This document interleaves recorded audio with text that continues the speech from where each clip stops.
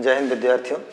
आज हम लोग कक्षा 12 के भौतिक विज्ञान के एक महत्वपूर्ण अध्याय जिसका नाम है वैद्युत आवेश तथा क्षेत्र, उसके अंतर्गत हम एक महत्वपूर्ण टॉपिक वैद्युत द्विध्रुव के अच्छी स्थिति में स्थित किसी बिंदु पर वैद्युत क्षेत्र की तीव्रता के बारे में हम अध्ययन करेंगे।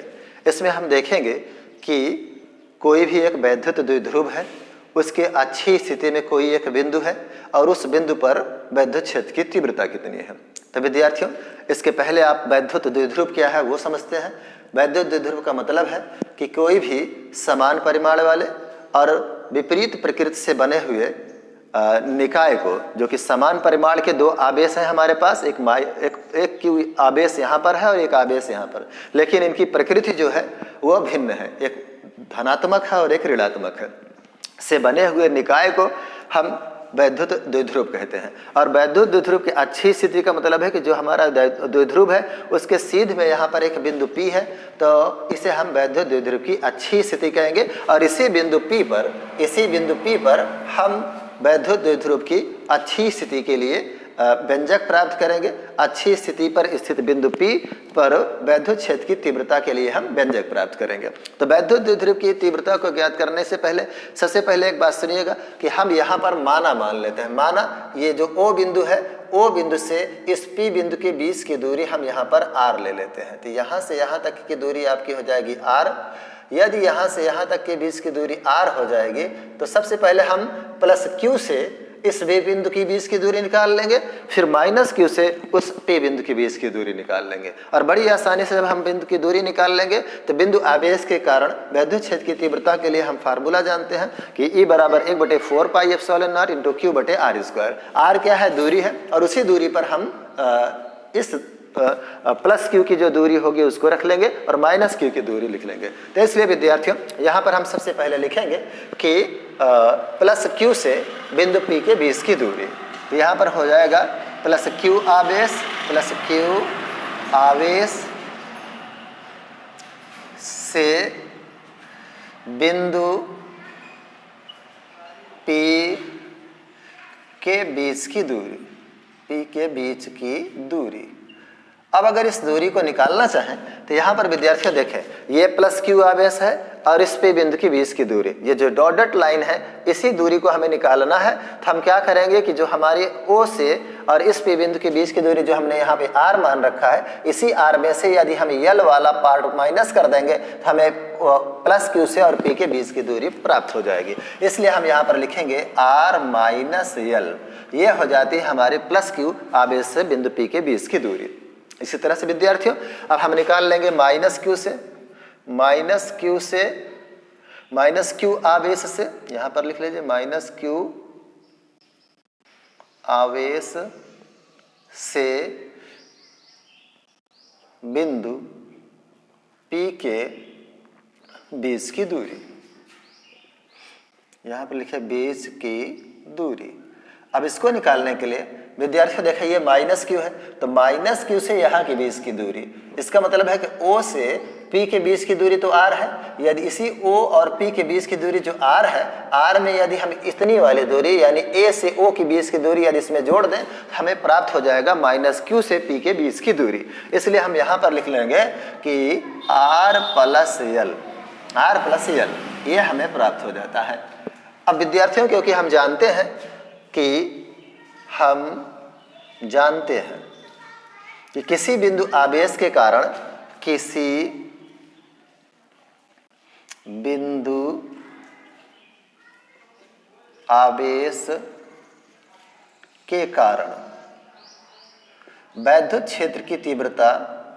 वैद्युत क्षेत्र की तीव्रता आपका फार्मूला होता है, यानी E बराबर होता है 1/4 pi epsilon not into Q बटे R स्क्वायर। ये आपके वैद्युत क्षेत्र की तीव्रता होती है।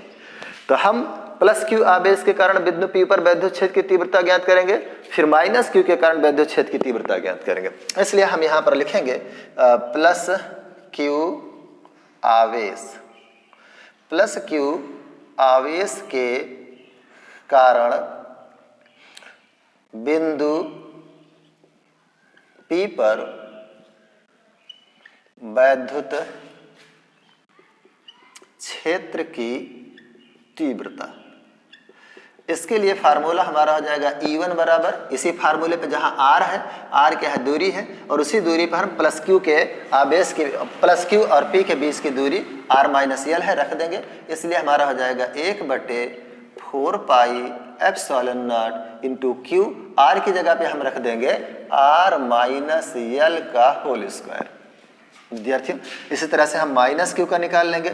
माइनस Q आवेश के कारण बिंदु P पर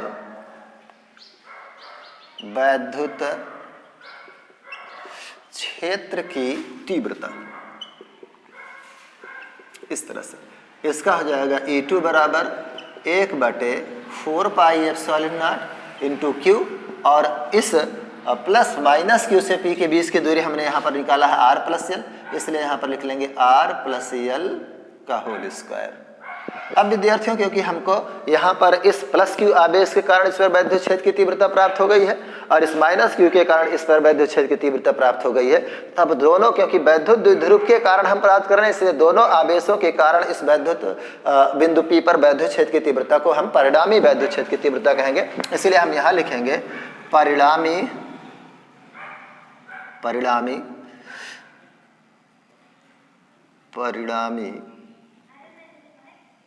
वैद्युत क्षेत्र की तीव्रता। वैद्युत क्षेत्र की तीव्रता परिणामी हो जाएगा, यानी E बराबर हो जाएगा E1 plus E2। E1 plus E2, क्योंकि देखिए माइनस Q के कारण है तो यहाँ पर माइनस लगा सकते हैं, और इन दोनों का जो परिणामी वैद्युत क्षेत्र की तीव्रता होगी, अलग अलग आवेश होने के कारण अलग अलग मान प्राप्त होगा, इसलिए हम इनको यहाँ पर ला करके रख देंगे। तो हमारा प्राप्त हो जाएगा मान E बराबर, E1 की वैल्यू देखें 1/4 पाई एप्सिलॉन नॉट इंटू यहाँ पर Q R माइनस L का स्क्वायर, यहाँ पे प्लस लगाइएगा, और इस वाले को E2 की जगह पे ला के रखिएगा, तो 1/4 पाई एप्सिलॉन नॉट इंटू, और फिर यहाँ पर minus Q R plus L का स्क्वायर। विद्यार्थियों, इस माइनस के कारण ये वाला प्लस जो होगा वो माइनस हो जाएगा, और इसलिए यहाँ पर हो जाएगा 1/4 pi epsilon not into Q, और फिर R माइनस L का स्क्वायर, और यहाँ से minus 1/4 pi epsilon not into Q/R plus L का स्क्वायर। अब विद्यार्थियों, क्योंकि ये माइनस में हो गया है, और फिर यहाँ पर देखें 1/4 pi epsilon not, 1/4 pi epsilon not, यहाँ पर Q, तो इस तरह से ये कॉमन बनेगा। तो आपने देखा विद्यार्थियों किस तरह से हमने यहाँ तक का सवाल हल किया है कि किसी वैद्युत द्विध्रुव के कारण जो हमारा परिणामी वैद्युत क्षेत्र की तीव्रता है ये हमें प्राप्त हो गई है।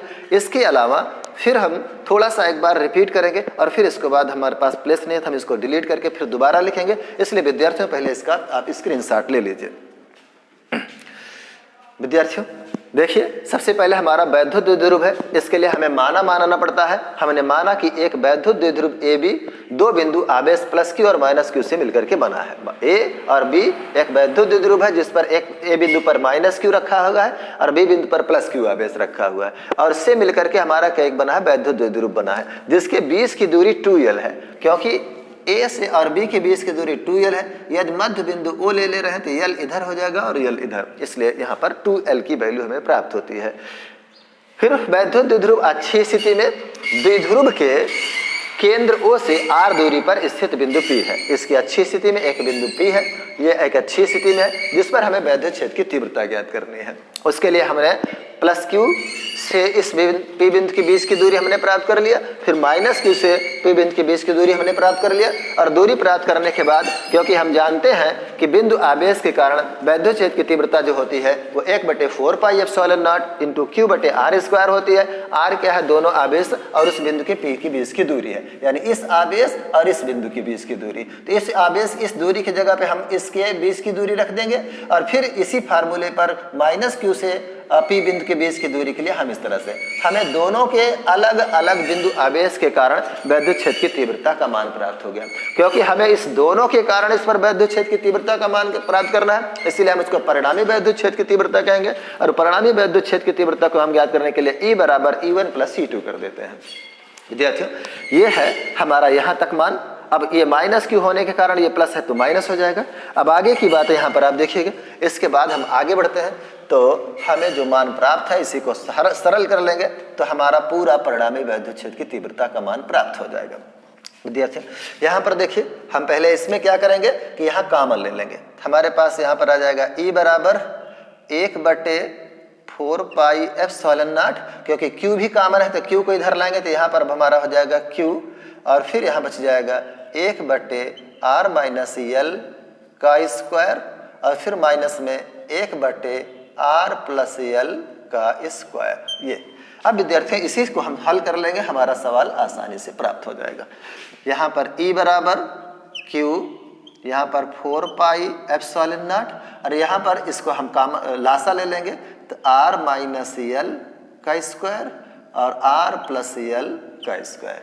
अब r माइनस L के होल स्क्वायर से जब इसमें भाग देंगे तो ये वाला कट जाएगा और ये वाला जा करके यहाँ बचेगा, और यहाँ हो जाएगा r प्लस L, और फिर यहाँ पर होल स्क्वायर हो जाएगा, और माइनस में यहाँ पर r प्लस L से r प्लस L कट जाएगा और ये वाला जा करके यहाँ गुणा हो जाएगा, तो यहाँ हो जाएगा r माइनस L का होल स्क्वायर।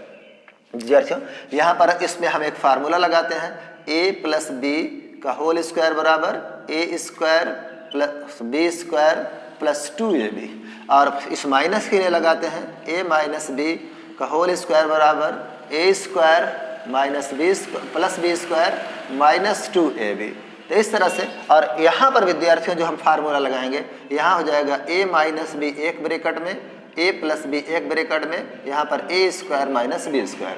इस तीनों फार्मूले की मदद से हम यहाँ पर इसको सॉल्व करेंगे। जैसे देखिएगा, हम यहाँ लिख रहे हैं E बराबर Q 4 पाई एप्सिलॉन नॉट, और जब इसको हम फार्मूले पर रखेंगे तो थोड़ा सा यहाँ से हम ले लेंगे, यहाँ पर E बराबर Q बटे 4 पाई एप्सिलॉन नॉट, और इसको हम फार्मूले पे लगाएंगे तो ये हो जाएगा r स्क्वायर फिर L स्क्वायर प्लस 2RL, फिर ये वाला माइनस यहाँ होगा, और फिर हम यहाँ पर एक ब्रैकेट कायम लगाएंगे और फिर इसको करेंगे r square plus L square और फिर माइनस में 2RL, ये चीज़ें बटे में।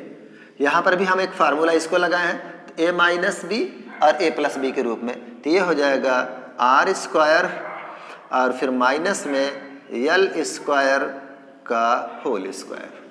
यहाँ पर r स्क्वायर और ये वाला स्क्वायर यहाँ पे आ जाएगा।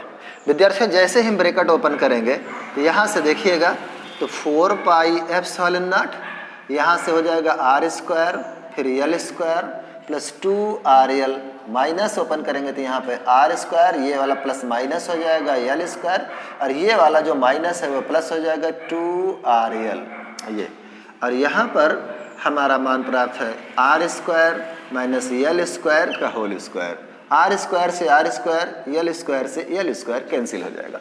हमारे पास बच रहा है E बराबर Q बटे 4 पाई एप्सिलॉन नॉट, 2RL और 2RL जुड़ जाएगा तो 4RL हो जाएगा, और यहाँ पर हमारे पास हो जाएगा r square minus L square का होल स्क्वायर। विद्यार्थियों, क्योंकि आप इस 4 को तोड़ सकते हैं, यहाँ पर जब हम तोड़ेंगे हमें प्राप्त हो जाएगा एक Q बटे 4 पाई एप्सिलॉन नॉट इंटू, और इसको तोड़ सकते हैं 2 गुणे R गुणे 2L कर दीजिए, और बटे में ही यहाँ पे विद्यार्थियों एक बात यहाँ पे आप लिख सकते हैं कि यदि L का मान यदि L का मान R से बहुत छोटा हो तो, यानी R जो होगा बहुत बड़ा हो जाएगा, इस तरह से अपेक्षा L बहुत छोटा, तो इस परिस्थितियों में जो L बराबर होगा वो बहुत शून्य हो जाएगा। यानी यहाँ पर आप लिख सकते हैं R का स्क्वायर और शून्य, और फिर यहाँ पे स्क्वायर लगा दीजिए। क्योंकि विद्यार्थियों देखें, इस क्यू को यदि यहाँ लेके चले जाएंगे तो हमारे पास हो जाएगा यहाँ पे 1/4 पाई एप्सिलॉन नॉट, और क्यू को इस 2l के बगल ले जाएंगे तो यहाँ बचेगा 2r, और इनटू में q इंटू 2l, और बटे में यहाँ पर r को 0 से माइनस कर दें, r स्क्वायर से 0 माइनस करेंगे तो यहाँ पे r स्क्वायर का होल स्क्वायर। क्योंकि विद्यार्थियों वैद्युत द्विध्रुव की परिभाषा होती है किसी एक आवेश और उनके बीच की दूरी के गुणनफल को वैद्युत द्विध्रुव कहते हैं। हम इसको जानते हैं यहाँ पे कि Q इंटू 2l बराबर P होता है, इसलिए हम यहाँ पर रख देंगे 1/4 पाई एप्सिलॉन नॉट इंटू यहाँ पर आपका आ जाएगा 2r और इंटू P कर दीजिए, और यहाँ पर 2 दूना 4 कर दीजिए, इसको आप 4 कर दीजिए। अब इस r से इसकी एक पावर कट जाएगी, यानी E बराबर आ जाएगा 1/4 पाई एप्सिलॉन नॉट, और इंटू में ये 2 और P बचा है तो यहाँ पर 2P हो जाएगा, और इस r से इसका एक पावर कट जाएगा तो r³ हमें प्राप्त हो जाएगा। इस तरह से विद्यार्थियों आपने देखा कि हम किसी भी वैद्युत द्विध्रुव के कारण किसी बिंदु P पर जो कि एक अच्छी स्थिति में है, हम उसका किस तरह से वैद्युत क्षेत्र की तीव्रता प्राप्त कर लेते हैं। विद्यार्थियों ये था आपका सवाल जो कि आपने देखा कि गणितीय व्याख्या किस तरह से की जाती है। विद्यार्थियों जय हिंद।